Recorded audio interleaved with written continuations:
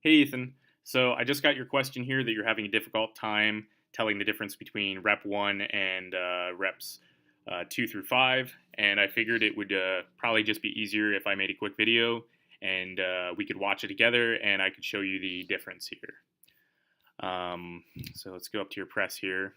So before I play it, really the difference between reps 1 and reps 2 through 5 is that rep 1 you generate a stretch reflex out of your upper body, and rep 2 through 5 you really don't. So in the way that you generate this stretch reflex on rep 1 is by correctly timing this vertical dip of the bar and your hip movement. So basically you punch your hips forward, and at the same time you let the bar dip down a little bit, and then you press it back out of the dip.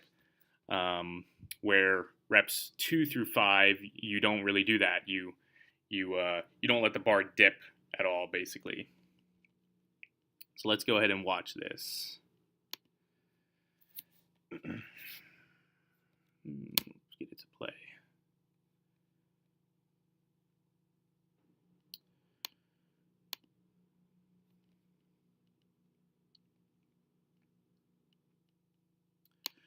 Okay, so I'll slow it down here.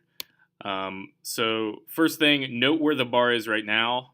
This looks like a pretty good starting position. The bar is floating a couple inches above your clavicle, which is the case for most people. If they want to produce straight forearms and keep a relatively neutral wrist, they have to have the bar float like this. So what I want you to see here is that when you punch your hips forward, do you see how the bar vertically dips down a little bit? That space between your clavicle and the bar closes. And then you press it back out of the dip. So you're taking advantage of that little bit of a stretch reflex to not start the bar from a very inefficient dead stop. Okay, and then you bring the bar back down, and let's watch the difference now between the second rep. So again, note the space here. The bar is floating, and you punch your hips forward, but the bar doesn't really go anywhere. So it's still floating. You don't allow the bar to dip down with your hips, so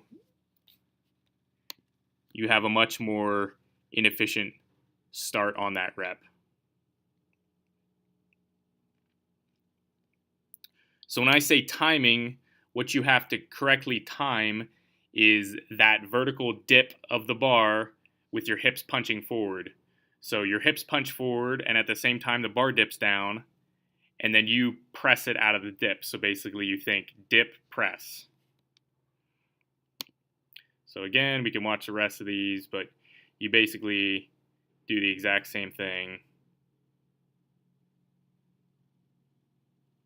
See, there's no dip of the bar preceding the press.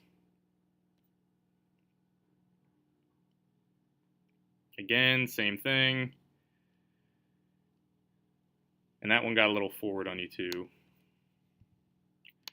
But let's go ahead and watch rep 1 again just so you can see it.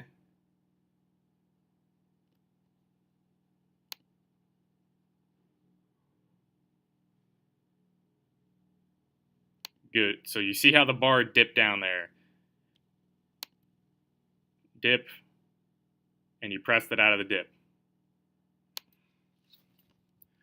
So hopefully that helps. Hopefully now you can see the timing that I'm talking about, and the generating the dip and the stretch reflex that I'm talking about. I hope you have a great rest of your Friday.